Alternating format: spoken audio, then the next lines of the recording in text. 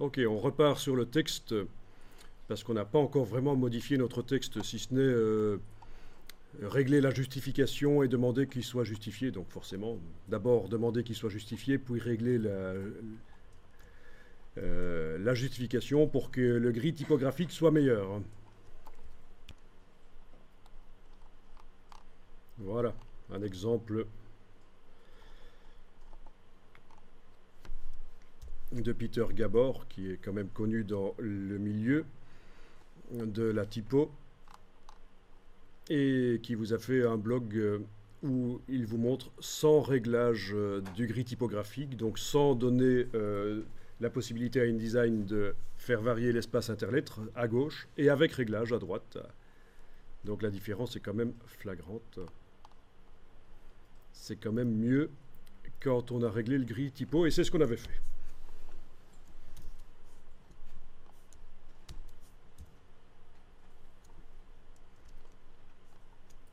Est-ce que vous avez des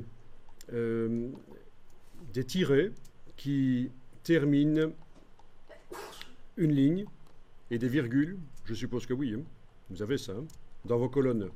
À certains endroits, il y a des césures, des mots qui sont coupés. À d'autres endroits, il y a des points qui terminent la ligne, ou des virgules peut-être. Bien. Bien, je vais vous montrer une astuce, parce qu'en fait, la typographie, c'est une somme de petits détails. Et quand on prend chaque petit détail séparément, ça a l'air un peu ridicule de faire ça, parce que ça ne change pas grand-chose. Sauf que si vous faites tous ces petits détails qui améliorent un tout petit peu, au final, vous avez un texte qui a l'air meilleur que si vous prenez la chose basique dans InDesign. Alors, vous allez cliquer sur n'importe quel bloc. Vous voyez que j'ai zoomé à un endroit où il y a des virgules.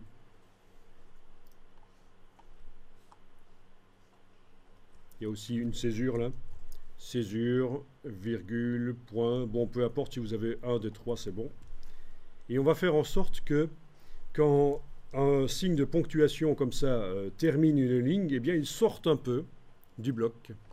C'est très facile à faire. Vous allez dans le menu Fenêtre, Texte et tableau, article. Fenêtre, texte et tableau, article. Vous avez bien sélectionné le bloc auparavant. Fenêtre, texte et tableau, article. Et alors vous avez la palette la plus complexe de InDesign. C'est quasiment vide en fait. C'est ironique ce que je dis évidemment, puisqu'il n'y a qu'un bouton que vous enclenchez. Et qu'est-ce qui se passe à ce moment-là? Regardez les virgules, regardez les tirets, ils sortent un peu. On le verra peut-être mieux si je suis en affichage normal. On verra les colonnes. Voilà. Donc, du coup, les virgules et les tirets sortent. C'est ce qu'on appelle la ponctuation hors justification. Ponctuation hors justification. Et ça fait en sorte que les bords des blocs aient l'air plus droits. Alors, si vous montrez ça à quelqu'un, il ne va pas tomber en extase devant votre document en disant « Waouh, les virgules sortent un peu des blocs ».